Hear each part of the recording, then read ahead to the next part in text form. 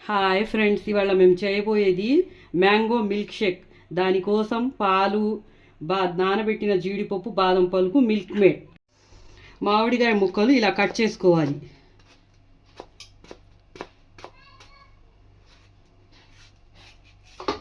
దాని మామిడికాయ ముక్కలు సన్నగా కట్ చేసుకొని వేసుకోవాలి.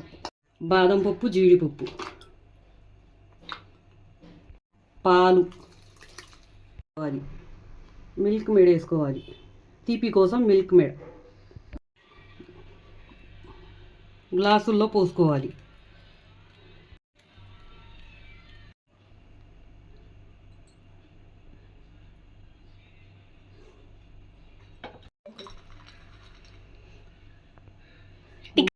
అంతేనండి, అయిపోయింది మ్యాంగో మిల్క్ షేక్. ఈ షేక్ కనుక మీకు నచ్చితే లైక్ చేయండి, షేర్ చేయండి, సబ్స్క్రైబ్ చేయండి, కామెంట్ చేయండి.